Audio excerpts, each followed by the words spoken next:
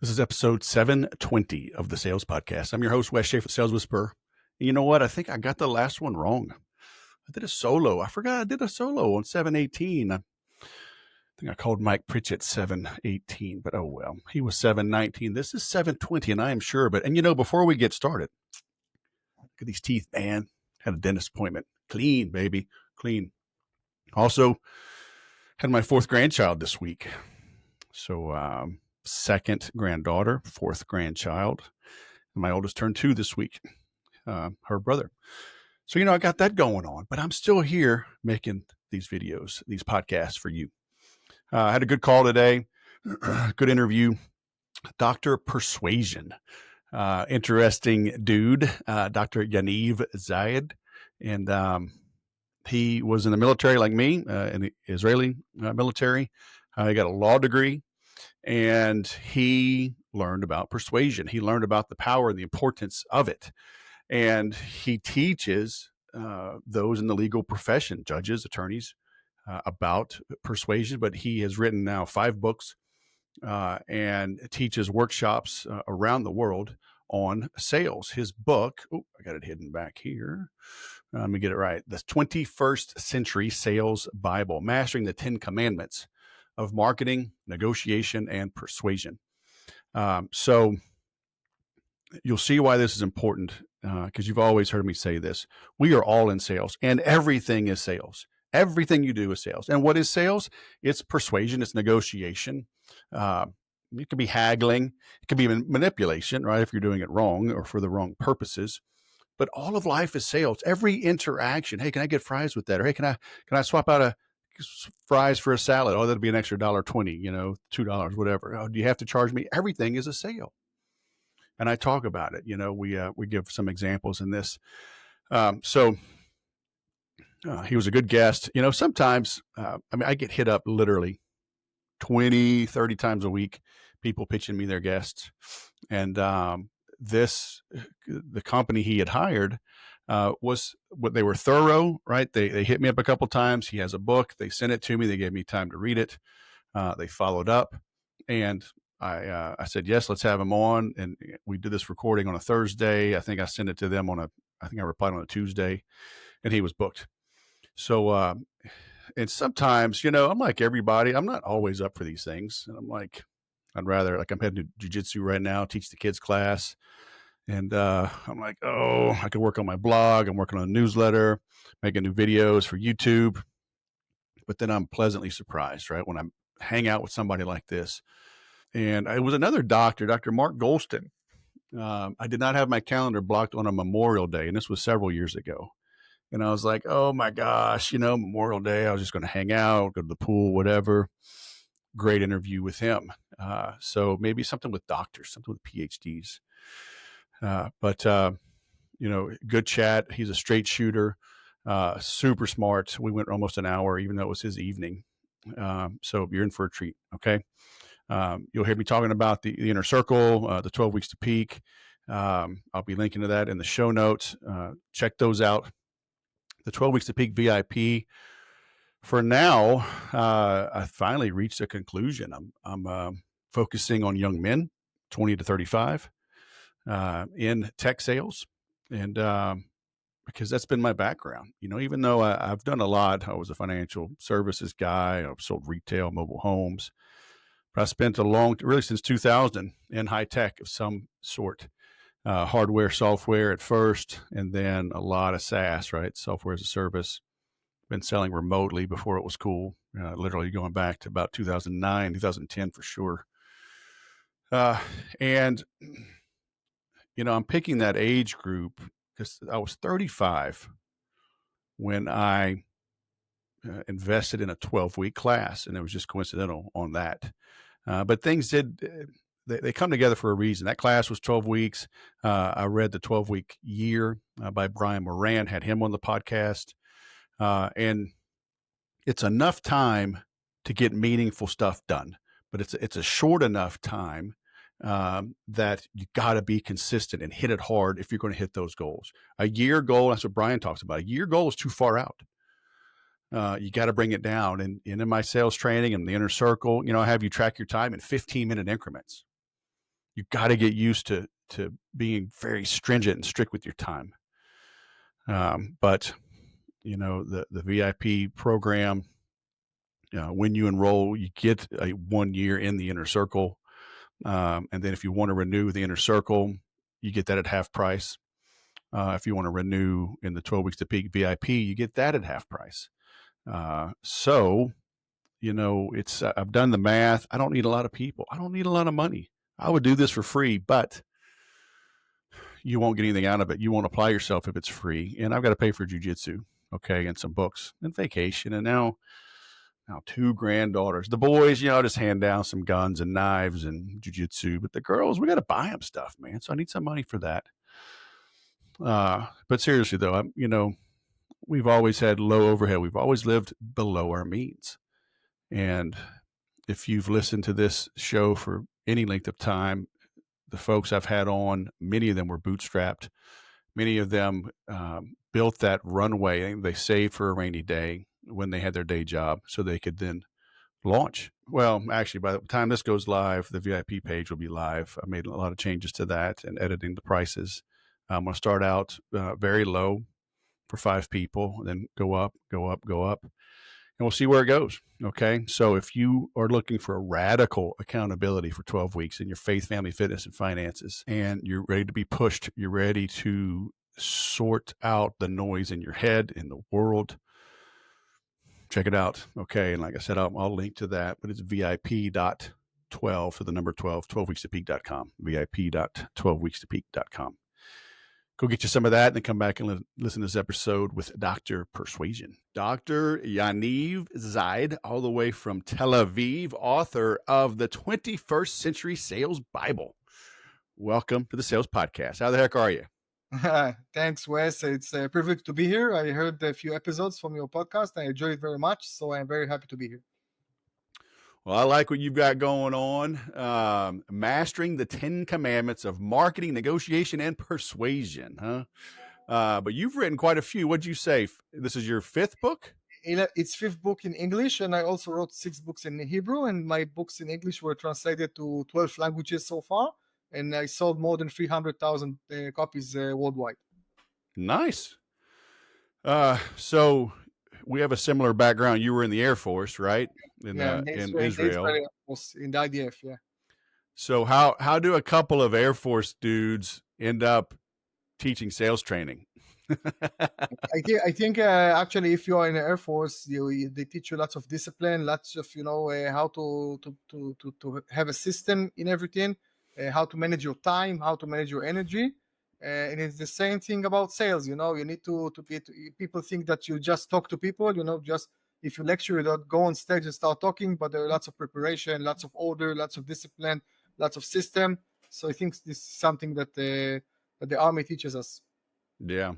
Were you an officer in the Air Force? Yeah, I was a lieutenant in the Israeli office, the Israeli Air Force. First, the flight academy for a year and a half, and then I was an air traffic controller, commanded the air traffic control. And like I told you before the interview, then I used to work also with the American Army, and in lots of collaboration between the Israeli and American Air Forces. Well, look, I will apologize on behalf of the Army. Not everybody can get into the Air Force, so we let them serve, because they had a good heart. They just, weren't quite up to it, but so just take them with a grain of salt, okay? Yeah, they were great guys, from what I recall. Now LA is getting to meet our Marines, so that'll be interesting. But that's a whole nother topic. Yeah. Oh my gosh! So what's your educational background? What's your PhD in? I'm a lawyer and economist, and my PhD in law. How to persuade judges in courthouses in the digital era. There was something that's very innovative. I wrote it 15 years ago when the digital era started, when just we had Google and Facebook just started, and it has lot of effect on the legal procedures. So I wrote a PhD on it, and till now I don't do legal, but I teach lawyers, I teach judges how to persuade in courthouses. It's also sales. You also sell yourself each day. you sell your arguments, Yeah. you have a debate with the other party. So it's like salesperson in courthouses. Yeah, and that's what I try to instill in everyone is that sales, marketing, persuasion, it is everywhere. Like the old story, in poker, if you don't know who the chump is at the table, it's you, right? And Yeah, so it's everywhere. it's like in Facebook, if someone doesn't sell you anything, that you are the product, Right. Yeah, I mean, and like in the New Testament, it says like when two or more people gathered in my name, there I am, right? I tell people when two or more people gather, a sale is made, you Yeah, know, and they'll try to fight me on it, but it's like if you meet your best friend, say, hey, what you want to go to lunch? Yeah. Yeah. What do you want? I want Indian food. I'd rather have Italian. Okay, let's go get Italian. That's a sale. Oh, it's not really a sale. It is a because sale. clients tell me, I can't sell. So I say, are you married? Yes. So you sold yourself at least once, and if you're married Yeah. for a second time, you sold yourself at least two times. Yeah. I mean, so this is universal then. Like, you see this in Israel as well. People are like they shy away from like, oh, I'm not in sales. There are people like this everywhere. By the way, sales are, it's global problems and global solutions. I deliver workshops all over the world, and I had once in 2017, something like that. In 1 month, I delivered a sales workshop in Hanoi, Vietnam, in Tel Aviv, Israel, and in New Jersey. And the same content. So you imagine you say to yourself, okay, different mentalities, different people. Maybe there will be different questions. Exact the same questions, exactly the exact problems of business persons and entrepreneurs. It amazed me, that different mentalities, different people, different spaces on a planet. And when you talk to entrepreneurs, you talk to managers, you talk to salespersons, they have the same problems. Yeah. And this is why my book is global, and I managed to sell it to so many languages, because probably the principles are universal. Yeah. And so you say you got your PhD. Did you say was it 15 years ago, or you wrote the first Uh, book 15 years ago? I wrote my first book 20 years ago, when I was 27. Now I'm 48, and my PhD I got when I was 31. So it's 17 years ago, when the digital era was just starting to evolve. There was just the beginning of Facebook and YouTube and extra. And I've been an entrepreneur and self-employed since 2003. And when I started marketing myself and sell myself, there was no Facebook, no newsletters, no YouTube. I can't even remember how I brought people to my first workshops, because if you talk today, all the things we do, none of them existed in 20, 25 years ago. It's amazing. Right. You remember fax machines, for example. You remember we used to send mails to millions of emails. You bought data of millions of emails, for example, stuff like that Right. doesn't exist, and not even legal today, by the way, because of the spam laws. So Yeah. so we did things differently, but we need, as salesperson and marketing people, we need to evolve all the time, and we need to adjust ourselves all the time, because the market is changing and the clients are changing. We are in a new era now, 2025. I always say that clients, they have let's call it a fake radar or bullshit radar, that there are things you could say 10, 15, 20 years ago, you can't say now. Or marketing writing, you wrote in a different way 20 years from now and today. So the authenticity is very important, that you need to be yourself, because if you try to be someone else, people will notice the fake in a minute. Yeah. I was going to ask you like what has stayed the same. So being authentic. What else?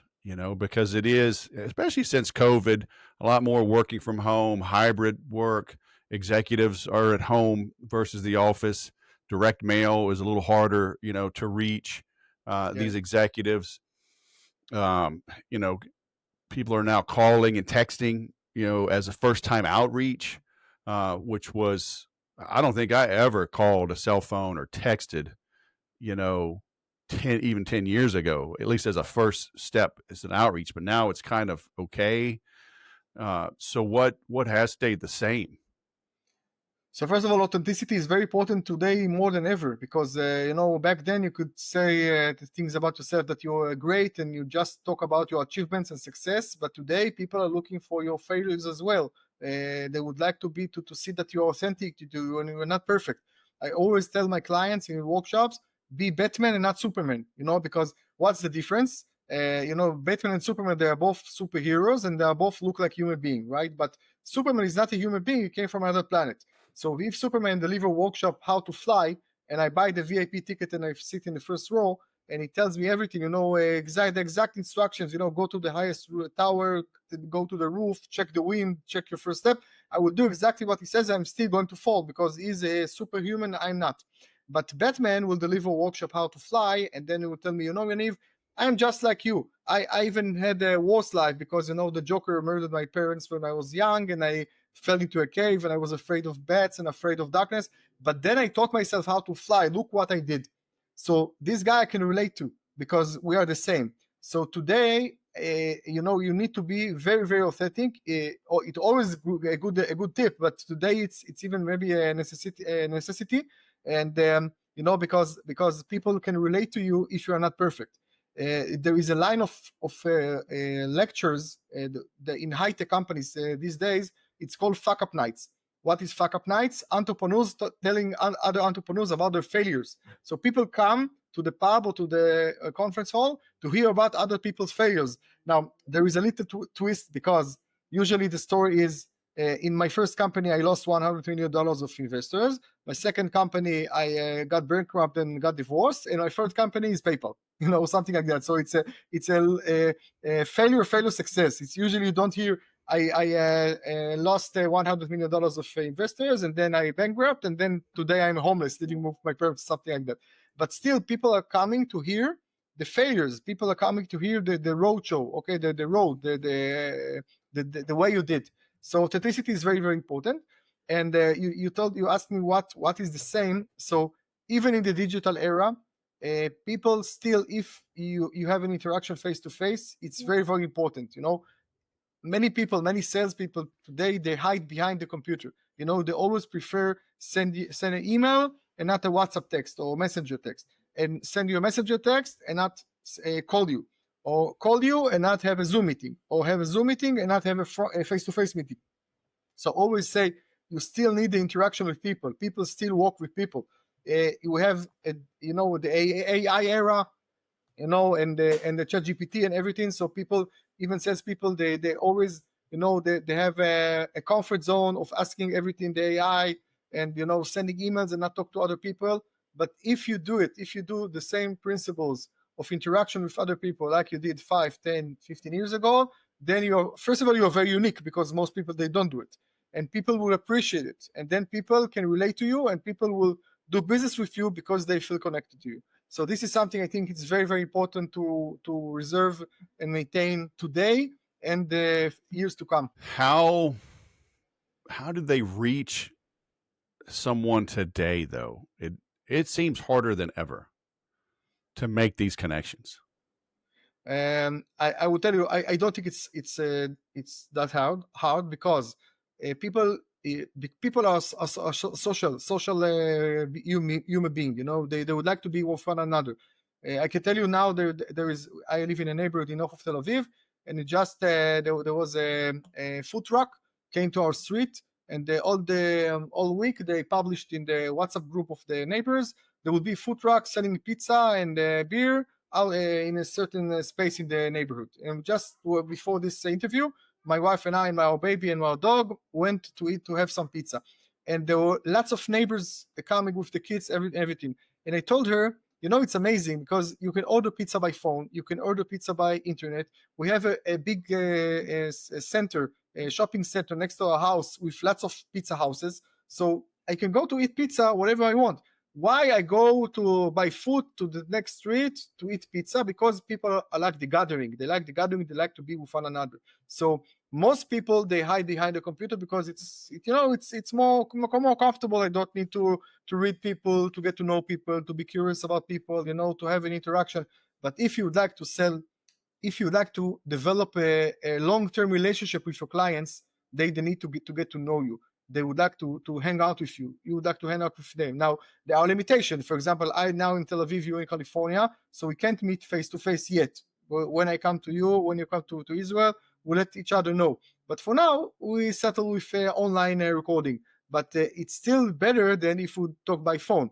And talking by phone is still better than with just exchange emails with one another. So it's not that hard because people like to connect with other people. Usually they don't have chance. So if you are the one as a salesperson who initiate the the interaction with the other side, most people will say yes. How do you see AI playing a part in this? Obviously, it's here. I've had a lot of guys on recently doing more and more with it. The guy just before you just published yesterday, he's doing more. He's leveraging AI for inbound, helping companies handle that. And he's out of the UK, so obviously, Europe and the EU have pretty strict rules, and they're doing some outbound with it, but they disclose it right up front. My inbox is full. My LinkedIn messages are full of AI mass messages. Most are not very good, So is it going to get better? Do you recommend using it? Do you recommend using it sparingly? Like, what's your take on that? Great question. So first of all, this is a real revolution we're now facing, and nobody knows what the future holds. If they control us, if we control them, if Skynet rule the world or something like that. Sarah Connor is not happy. Yeah. So I tell everyone every day that Skynet doesn't rule us. It's a blessing. It's a it's a gift. But people are getting addicted to AI and they ask questions. I had clients, doing conferences. They ask the ChatGPT when to do a conference, which is the best date in your opinion. I go to book fairs, international book fairs. I help also authors sell the rights of the books. So I had delegation of authors each day. So I sold the ticket to one of our authors, and she told me today she texted me. I asked the ChatGPT whether I should go to Frankfurt Book Fair, the biggest one in the world, or not with you. This was the answer. What do you have to say about it? Something like that. So people consult with the AI in everything. But yet, as salesperson, my belief is that AI for now is just a tool. It's just a tool. It is a partner. It's not the enemy, and we can't ignore him. Okay, but it's a tool. If you just use AI, that's it, then you're in a problem. First of all, you sound like everyone else. Second of all, AI still doesn't, it can be human. It develops itself all the time to become more and more human, but still they are not like human beings. We have let's say, the secret ingredient of humanity, of emotions that AI can't replace. In every department, when people are have lots of experience, they identify immediately what is AI, what is human. My wife, she in recruitment, managing recruitment of teams all over the world, and she tells me if someone sends me a CV that AI wrote, in a second I know it, and immediately, obviously, I won't take this guy for an interview or something like that. So AI is a tool. We can use AI, especially if we're stuck, if you don't know how to handle an objection, or we have something we would like to ask, but still we need to take the answers and add another, let's say, human aspect in it, and be ourselves. And because let's combine to the previous question, because most people, they just relying on AI and seeing only AI text, then if you write actual text without AI, you will be different. They will notice you. So you can use it, but not become addicted to it. You can't ignore it, but don't let it control you. And this is for now. We record it in the middle of 2025. Maybe in 2026, we will rule the world. There are many videos about it that the AI already took over and just let us think that he's stupid. They still taking pictures of six fingers in one hand or something like that, or three hands, that we can say, oh, they're not that smart, but actually they're taking over. But for now, sales is an art that you need to preserve. And I will say one more thing about it. If, as salesperson, marketing persons, we need to develop ourselves all the time and become the best version of ourselves. Because if we will become experts and a professional authority, AI can't really replace us. If we are mediocre, then AI can replace us. If, for example, we take lawyers. So if you come to a lawyer and you would like a simple agreement, and the lawyer checks on the internet, a lease agreement, and they just give you the agreement, or they just take a file of something they did 5 years ago and just change the name. They are mediocre lawyers, and AI can replace them today. But if they have the secret ingredient of creativity and knowing what to say in courthouses and knowing right to exact writing the legal document to the specific judge, then AI still today can't replace them. So be professional at what you do and be the best expert you can in sales and marketing, and AI will become your friend and not replace you. Yep. Amen. So why is your URL Dr. Persuasion and not Dr. Sales Guru? Yeah. First of all, I started in the debate society when I was 23 years old. I finished my army. I was 4 years in the army, a lieutenant, as we said, and I started learning law and economy in Haifa University. It's the north of Israel, and I joined the debate society. And I participated in many debate competitions worldwide, and I was number 3 in the world ranking public speakers in 2003, and I reached semifinals in 2002. And then and I loved the debate very much. And then I decided I would like to teach people how to speak in front of other people, because I realized that the debate is just maybe hundreds or maybe thousands of people know about it, but the tools are relevant for everyone, for lawyers, for business owners, for entrepreneurs, for everyone. So I started writing lectures, and then became my first book. It's called Public Speaking. Till today, you can find it on Amazon. And then I wrote my PhD in law. It was about how to persuade judges, as I mentioned. And one day, I love Marvel videos, Marvel movies. There was a movie before there was the Guardians.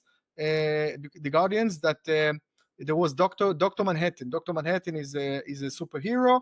He was a real doctor, a chemist, and he had a misfunction in his lab, and he became a superhero. So I saw it one night, and then I say, hey, he's Dr. Manhattan. I will be Dr. Persuasion. And I immediately bought the domain drpersuasion.com. This is my domain of my English website till today. And I waited 2 more years till I finished my PhD, and then I officially called myself Dr. Persuasion, including website and Facebook page and LinkedIn page and everything. And this was my way to show you that I'm an expert, because Dr. Persuasion is, you see that I have a PhD and I'm an expert in what I do. And persuasion is actually communication. From persuasion, you can take sales and marketing and public speaking and presentation and, marketing writing. It's the same family. So this was my way to differentiate myself from my competitors or my colleagues. Yeah, that's good. Yeah, I love it. That's what I tell people. I mean, it's all two sides of the same coin, right? Sales and marketing, persuasion and marketing, persuasion and sales. It's communication, right? It's connecting with people. Yeah, by the way, when I called myself Dr. Persuasion, nobody liked it at the first. My family, my friends, my colleagues, they laughed about me. They say, I came with my kids to meet friends at the beach, and from far they cry. It's a plane, it's a bird. No, it's Dr. Persuasion, something like that. And my colleagues from the academy, I taught in the academy a few years. They say, "Wow, it's a disgrace of academy that you call yourself Dr. Persuasion. It's like a disrespect for the academy or something like that." But when you succeed, everyone would like to be part of the success, Right. And suddenly everyone says, "Oh, of course, I love the name from the first minute I heard it," or something like that. So if you have an idea, stick with it, and hold on to your idea and preserve it to yourself. Well, that's the old no man's a prophet in his homeland. Yeah. Right. I mean, yeah. You get picked on, right? Yeah. And I have the Sales Whisper. I bought that in 2006, and nobody really poo-pooed on it, right? But still to this day, my buddies will pick on me. Oh, Mr. Whisperer, shh, the Whisperer's here. I'm like, come here, I'm gonna get you. Yeah. Probably your friends from the army, they laughed about you. Oh yeah. But yeah, I think it's a great name. So that's cool. It's cool that you got it. So I'm looking at your commandments here, huh? Did you get any grief for having a religious overtone or undertone with this? Yeah, because I called it Sales Bible, because 10 commandments, 10 chapters. Each chapter includes chapters about many situations, simulations, case studies about the principle. For example, if a chapter is one commandment is ask and get high prices, then you have 15 stories or principles inside this chapter on how to do it. So my basic assumption was that everyone needs all 10 commandments, but you can start with, let's say, if you see commandment number 5, build a community, and this is what the most common problem you have, then you start with this chapter. So you don't need to read the book from A to Z, but you can pick the relevant chapters or sub chapters and start from there. This is why it's bestseller. This is why people connect to it. And the religious part, it's like I'm not religious, but most population is. And I said to myself, this is the sales is a religion. Sales is a a system of beliefs. It's an ecosystem. You need to know the ecosystem. So I said, if I analyze this ecosystem, how I can call it. So I called it the Bible with the commandments. It's something that sticks. Yeah. And I mean, in the Jewish faith, I mean, you have a Bible, right? I mean, you got like the Torah and Torah, but that's just the first five books, right? The first 5 books, and then we the prophets, have many more. Yeah, then prophets, and then. By the way, I work with lots of religious people, and they know let's say, the joke or the metaphor. They don't think that I disrespect the religion or something like that. So they also say I wrote your Bible, or I read your Bible, or something like that. They don't say it's a disgrace that you call it Sales Bible or something like that. So it's okay. Yeah, the first product I made was the 7 Deadly Sins of Selling, and I think I let it go, but for years I had the salesreverend.com because an early sales manager, a district manager of mine, actually back in like 1998, because I get fired up, right? And he's like, preach, Reverend. And so I had that.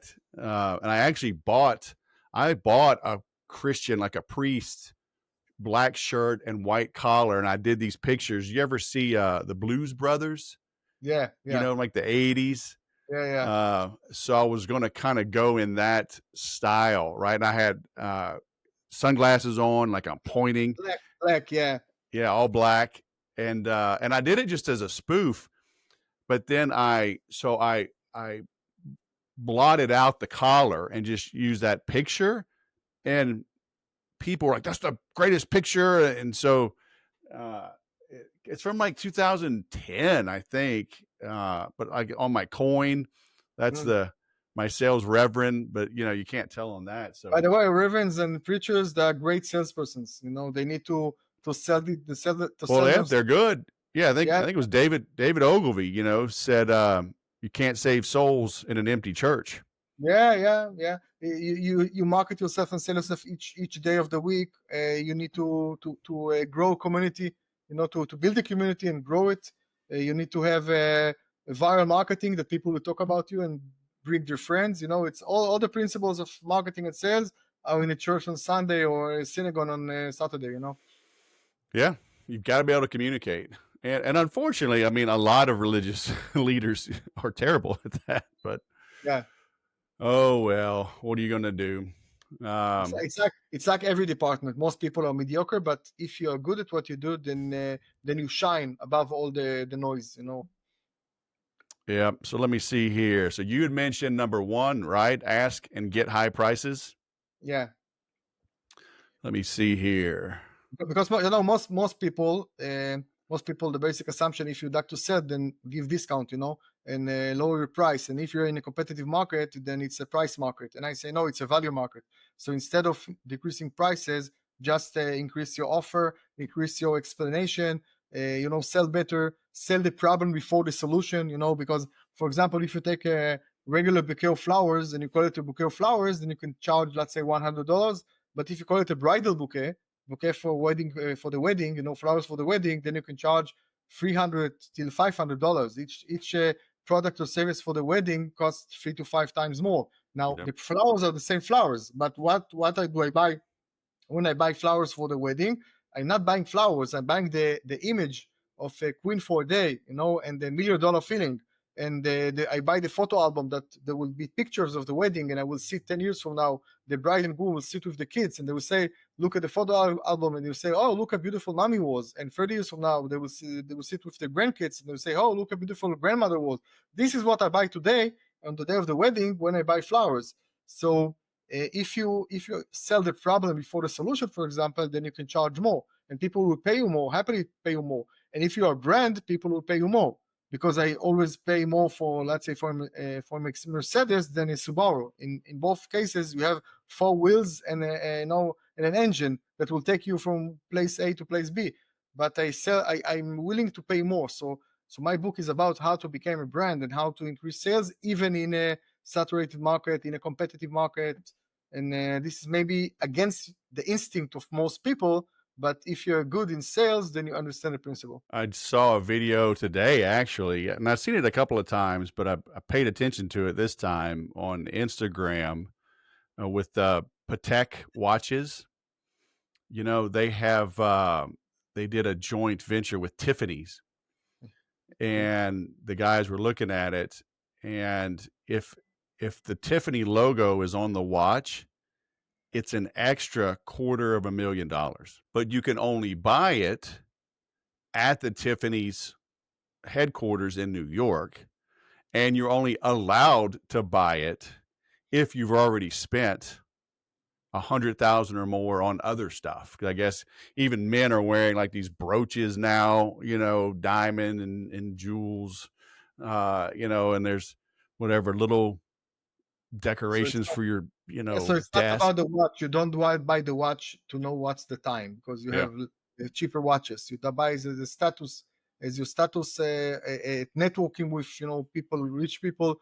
And what the company does is something very smart. It's called creating a shortage. You know, it's not for everyone. You need to prove yourself. You need to become in a special club. You need to show us. You know, to beg us to sell you a watch. You know, to show us that you spend much money.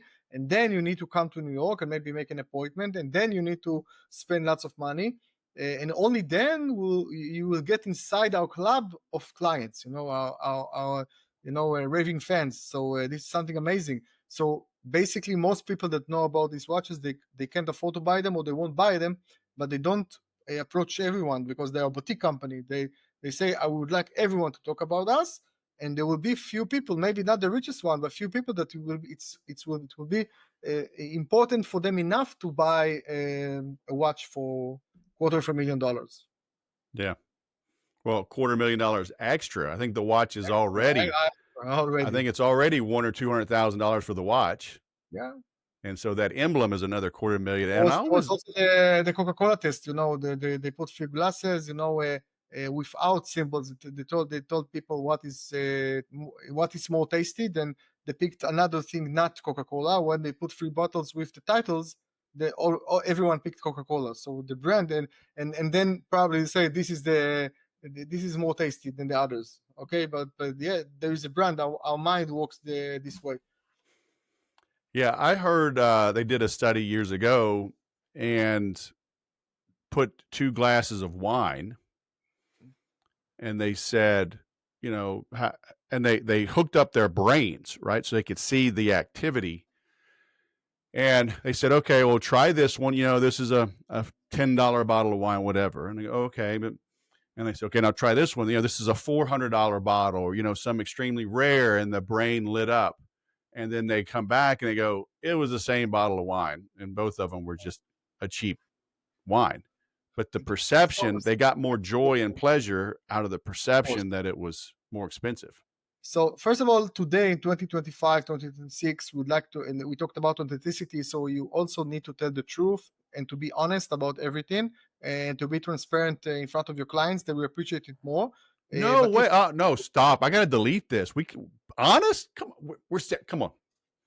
We're both salesmen, man. We don't, come on.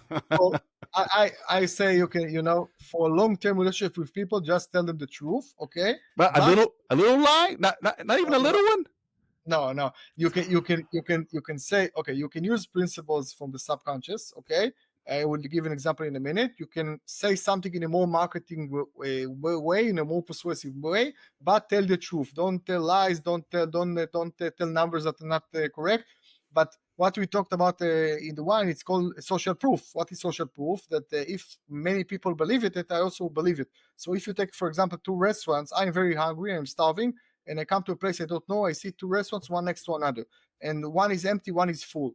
And the full one is they have also a line of people till the end of the block, and I am starving. So where do I go to eat? So logically, I need to go to the empty one because they're both open. The owner stands in front of the restaurant that tells you come in. So I can come in and eat in 5 minutes. But no, I will stand in line for an hour, and then I will come to a selector and I will beg him. It always makes me laugh because I'm a paying customer. I need to beg someone to let me in. I will beg some selector to let me in, and then I go inside, and then I also wait inside because it's full. Why do I do it? Here enters social proof, because our mind works that way, that I say to myself in a matter of seconds. Here, many people are here, so probably the food is good. Here, nobody's here, probably the food is not good. I have no clue. I don't know the restaurants. And when I stand in line, I start telling stories to myself, my subconscious level. I'm now taking it to the conscious level, but it's a subconscious level, telling myself, for example, maybe here it's more fresh, the food is more fresh. Maybe here it's more tasty. I don't know it, but I need to justify to myself why I stand in line like an asshole. Sorry for saying that, for an hour when I could have eaten already 20 years ago, 20 minutes ago, something like that. So you need to. This is how our mind works. So you can use social proof, for example, as a tool, but not cheat. For example, I can show you evidence why many people like me. Like I mentioned before, numbers of copies I've sold, numbers of languages people translated to me, translated my books, stuff like that. But if I tell you the wrong numbers, or if I just made up a book is a bestseller when it's not, or I finished my degree in excellent when I didn't finish the degree, something like that, you can find out. Today, all the information is available. You can find out, and if you find out one thing I said is not true, you won't believe me ever. So we just finished our relationship. But let me ask you something about that, because there are popular trainers right now with literal fraud cases, public record, right? In America, if you've got a criminal charge against you, it's public record. Yeah. These guys have been in shady deals. They have ripped off mentors, copied content, claimed it as their own. Just like early this week, today's what, Thursday? I think Tuesday, I saw this guy, one of his ads, because I kind of read these guys' stuff. Like, what are they doing? Right? And he's like, we've already trained 509,000 people in your niche. And I'm like, or your industry, right? I'm like, okay, let's say there's just 10 industries. They've trained 5 million people? Like, come on, man. But people buy their stuff. Who's falling for this stuff? Yeah. So first of all, karma is a bitch, because if you lie to people, if your whole business model is based on lying and showing fraud, data or something like that, then eventually people will notice. The media will notice. Some people will publish in social media. By the way, today you don't need a research of New York Times. Just need a few people on Facebook showing that you're a fraud, and many people will notice it. So eventually you can't lie to everyone all the time. My recommendation again in 2025, don't lie at all, and just saying good things that everyone can create, have an achievement that they can be proud of. Okay, so and basically, for example, let's say someone was in jail, okay, and there is a public record, so you don't need to hide it. You can talk about it and use it as a leverage. For example, the Wolf of Wall Street, okay, Jordan Belfort.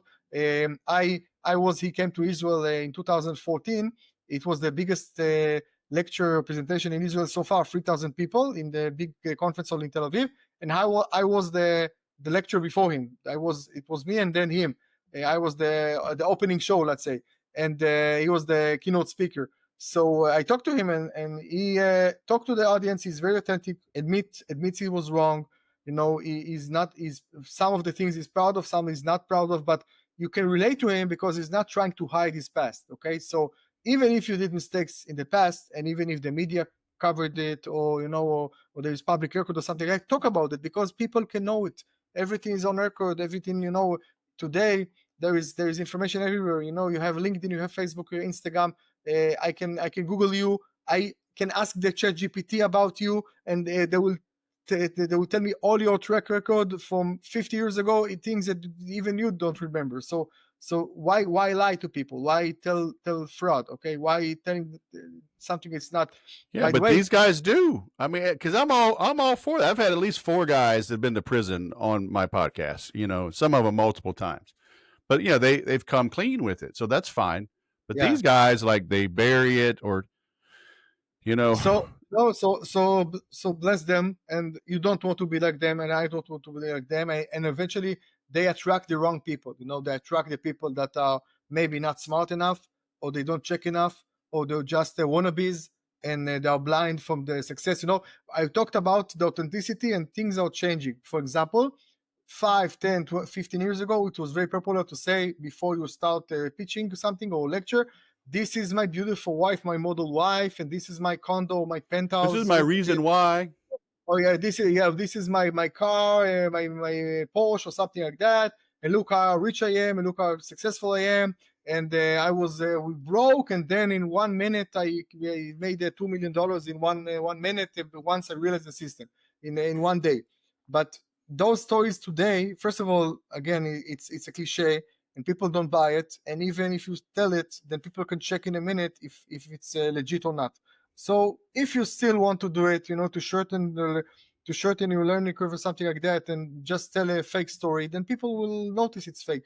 And the ones the ones that don't know it's a fake, I don't want to work with them. I would like to work with smart clients, with educated clients, with people that will look into what I say, that won't treat me like I'm their rabbi or priest, or or guru or something like that. I'm their consultant, and they consult with me, but at the end they need to take responsibility for the actions. So this is my belief, and this is my business model. I was really hoping, Dr. Persuasion, you'd show me how, look into my eye. You were gonna give me all. Well, I'm by the way, I'm very persuasive, yeah, but and I use it in courthouses. I use it in armies. I use it, in many occasions. I worked with the Israeli army, with other armies, about how to persuade the other side, how to to have agents from the other side or stuff like that. But I'm very persuasive. But at the end of the day, I would like to sleep well at night, and I would like to tell my clients only things that I know for a fact that works, and only things I used on myself, on my business, and I used on other clients. And this is why people come to me. This is why they buy books and order my workshops, because they know they get the truth, the authenticity, and they get case studies that actually happen. Do you have a Tom Cruise Few Good Men moment? Do you ever get somebody to break down in court? So this is a cliche. This is actually a cliche. I can tell you, because I have PhD in law, and I'm a lawyer, and also I help many lawyers to do a cross-examination. It doesn't happen in real life. You don't have serial killers say, I didn't do anything, and then you say something and say, oh, you know what, I killed all those 20 bodies, and also I have 10 more bodies that don't even know about it, but I will tell you where they are buried. So that doesn't happen. It's only in movies. But what you can do is not crack someone in order to admit the crime, but undermine their confidence. For example, let me give you a little trick. For example, a lawyer can prepare the witness what to say. You can prepare the witness, and you will say them what to say. If they ask for this, you will say this. If you ask for this, you will say this. It's legit. Okay. But most lawyers, they don't tell the witness. If someone will ask you, did I prepare you? You can say yes, it's okay. They don't say it. So the first question, if you would like to undermine someone, they go to the bench. They are very confident, and then you ask, tell me, did you have the preparation with your lawyer? What to say today? Now they don't know what to say, because if they will say yes, maybe I say, oh, well, you can prepare. They can't tell you what to say. Okay, so you're dismissed, right? But if you say no, they lied in the first question. They lied in the first answer. So what they do is they look at the lawyer. okay, because they're looking for the answer. So I said, no, don't look at him. Look at me. I asked you, did they prepare you or not? And again, they look and say, no, what's your problem? What's your problem? Look at me. Did they prepare or not? And this minute, they feel okay. We are not in Kansas anymore, Toto. We are in a different background. So the first question, you already achieved something. It's not again saying that they did the crime, but immediately they feel less confident. Yeah, that's good. It's I find that I do things similarly. I get on a sales call, like when they're trying to sell me, and they're trying to get information, and I let them do the opening, and they'll okay, well, tell me about your situation, whatever, and then I'll ask something that seems like innocuous, minor, about what they had just said, and they go off on a tangent. They'll talk for 10 minutes. Yeah. And it's helping me get info from them. And it's because I know, right? And I've always taught this: whoever's asking the questions is in control of the conversation. Yeah. But by the way, you asked me before what is not different today than 10, 15, 20 years ago, the listening part, because this is something that every good salesperson need to know, is how to listen. Now, it's not obvious to us, because if you're obvious listener, if you're a natural listener, you don't go to be a salesperson or manager or entrepreneur. Usually you go to be a shrink or psychiatrist or mediator or something like that, that you all the time your job is to listen to people. But salesperson or marketing persons or managers, entrepreneurs, we would like to talk all day. I love to talk, you love to talk. So against our instinct, we need to teach ourselves to listen to the other side and to ask the right question and to gather the information and then use the information when we feel fit. And all this in an authentic way and not like a robot, something like that. So this is something that it's very important to learn, especially in the AI area. Yeah. So, I've worked from home since 2000. And even then, I had 3 kids. Then I had 7, then a dog. And so I'm always going on mute, right? Like earlier, I hear my daughter downstairs running the blender, right, making her smoothie. I hit mute. And over the years, and I would also, like, now AI is so good, I let it transcribe for me. Then I take the notes and the summaries and put it into the blog post. But I would type notes during the interview. I would just hit mute, and I would just take typing out notes. And but I do this as well on a sales call, right? Because usually you can tell somebody kind of the cadence, like, okay, they're still going. I've got a second.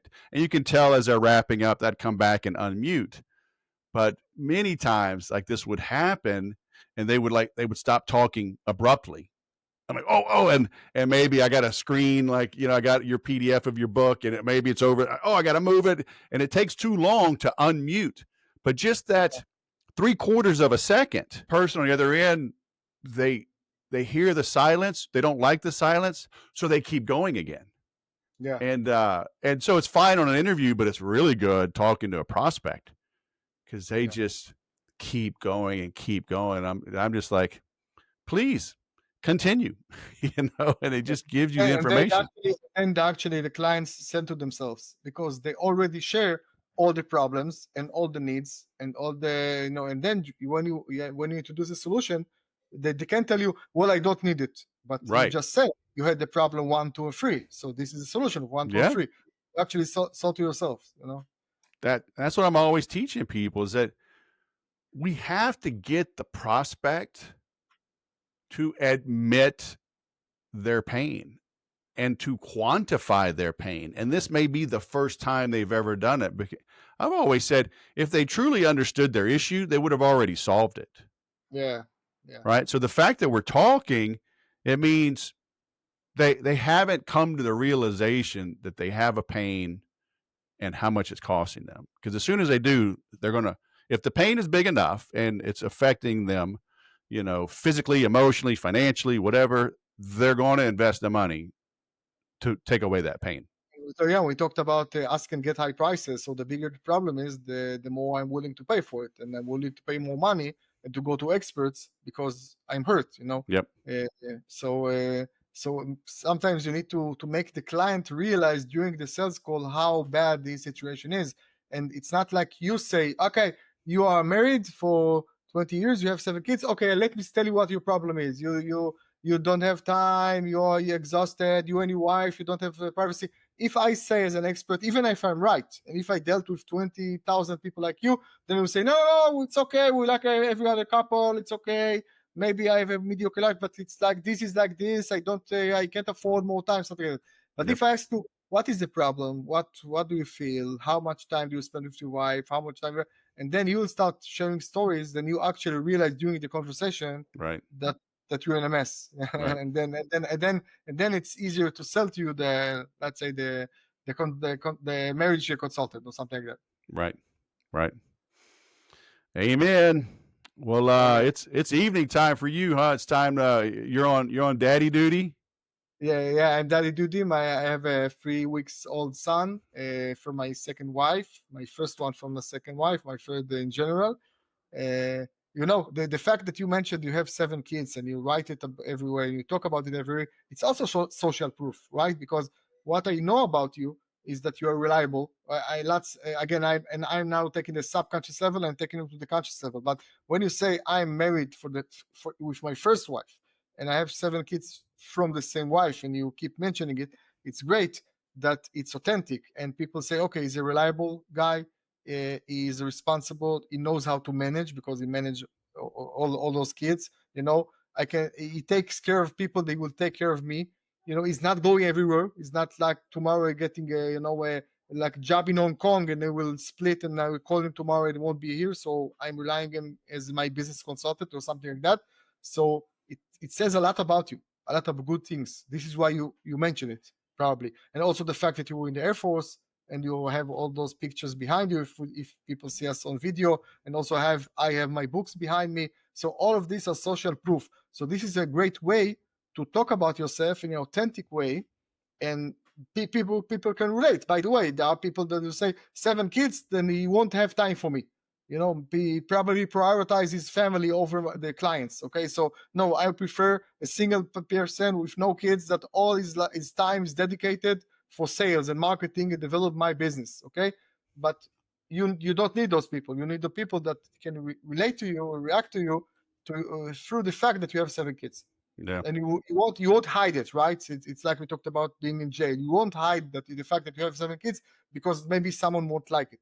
You will be Right. authentic. You will be the best version of yourself, and it will attract to you the relevant clients and the most relevant clients for you. Yeah. Well, my wife did all this. If I was decorating, I would just have a blank wall, maybe with some empty beer bottles back there. I had TV with the sport channels, behind me or something like that. Well, no, sports would be in front so I could see it, but you might see the reflection of the TV and I don't know, some McDonald's wrappers. Yeah. All right. So where do you want people to go? drpersuasion.com? Is that the best place? .com. I have my email, Yaniv@yanivzaid.com. It's YANIV@YANIVZAID.com. My mobile, 972-54-800-1200. I provide my personal mobile. You can contact me, but for email or for my mobile. And I am in all the social media, Yaniv Zaid, like it's written here, YANIVZAID. TikTok, WhatsApp, YouTube, LinkedIn, Instagram, Facebook, whatever, Telegram. You can find me everywhere through Yaniv Zaid.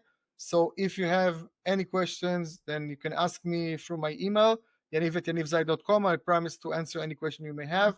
And let's begin a beautiful relationship. Nice. So I'm not the only crazy one. I give my cell phone. People are like, is this really your cell phone? And Yeah.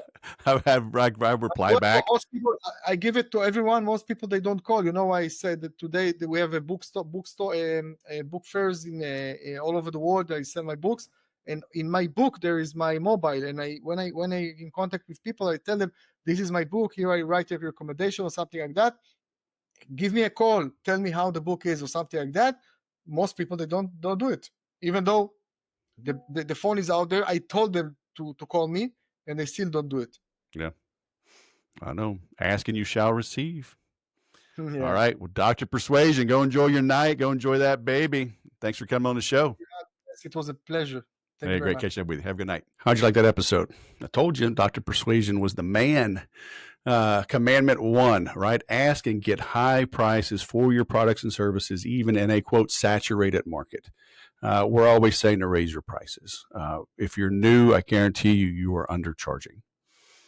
And it just happens, right? And we talked about it. Most people are afraid or have a misunderstanding of sales and marketing, persuasion, charisma. You need to sell value. And I don't think it comes naturally. Um, you know, yes, you may be born with an aptitude for sales, but to master it, that takes time. You gotta learn, you gotta apply yourself. Like I was saying in the beginning, I had been in sales since 97 when I got out of the Air Force.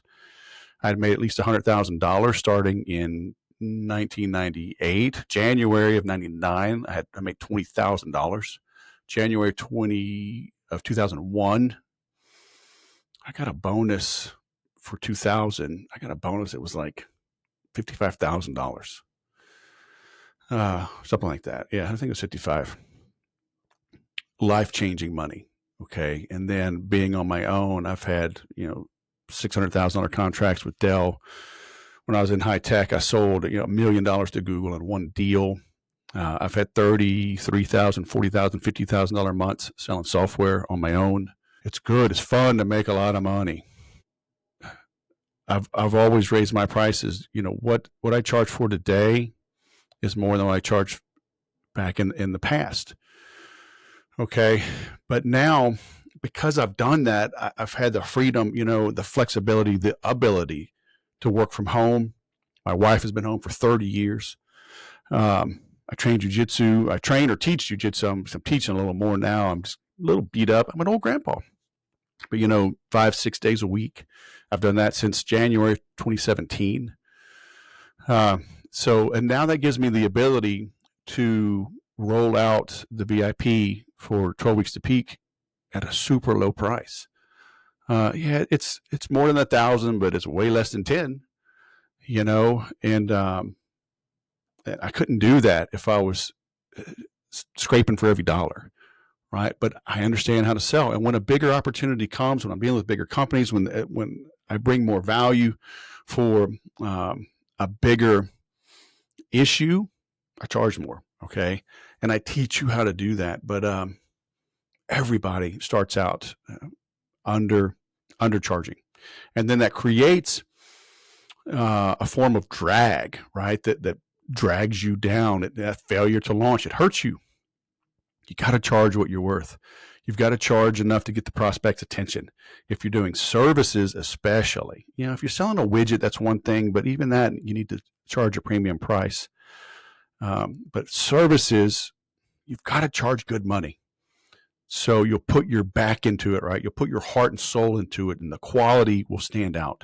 Your bedside manner will stand out. It'll make an impact. Your customer will come back to you. They'll refer you. They'll give you testimonials. Okay, and that's just number 1 of the 10. So check out that book. If you need help getting this, squared away, go to the VIP page. At a minimum, I've got a link there to my calendar. We can talk about it. Okay, see if it's right for you. And it'll be a 15-minute call. I'm not selling. I'm not closing you. You'll know if it's right or not. And again, because I've learned and mastered what I teach, I've become a product of the product, which I learned from Steve Clark back in 2006. I signed up for the class the end of 05. We started in early 06.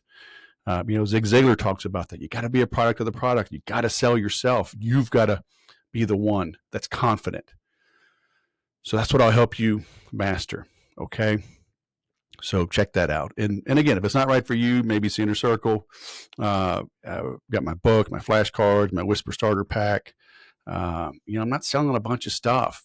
I am streamlining things greatly. I'm making a list. Literally got a list right here that I've been working on, looking at my own assets and the things that I'm using. And what do I need? And I'm in a unique position because of being in the tech space for so long. I get a lot of tools for free. And so I can play with them. I can recommend them. But I try to put together a tech stack that makes sense for you. That's as close to free as possible. And if not free, then as low cost as possible. I get discounts and pass them on, especially tools like HubSpot, which I use, but it's expensive. I've negotiated deals. I've used them since 2014. I can get you deals on them. Not all the platforms will give big deals, but if you buy from me, I give of myself, right, as a little bonus to at least make that investment a little more palatable. But we talked about it on this episode about being authentic, and people overuse that word. But when you're real and you're straight and you shoot straight with people, it resonates, and especially in the age of AI. So now I don't think things have to be so fancy. I host a lot of my videos, even my sales videos, just unlisted on YouTube. Why? Because it's free and it's replicatable. So when it's working for me, I can show you, hey, it'll work for you too. You don't need, premium hosting from Vimeo or wherever. If you want to do that, fine. But I try to use simple landing pages, text, maybe a little bit of video, make it with my iPhone sometimes, host it on YouTube, embed it. HubSpot has a very good free CRM, and sometimes you got to pay for good tools. I've told the story before. My dad has been in commercial construction his whole life, and he's run major projects, upwards of 600 staff in commercial installation and scaffolding. And guys always want to get paid journeyman rates, right? The higher rates, he'd say, go get your tools. Show me your tools.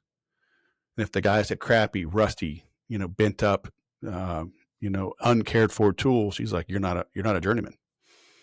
So sometimes it's worth it to invest in good tools. Okay. But like I said, my goal is to help you find what you need, because technology is kind of like adding salt to a meal. Once you add too much salt, you can't take it out and the meal is ruined.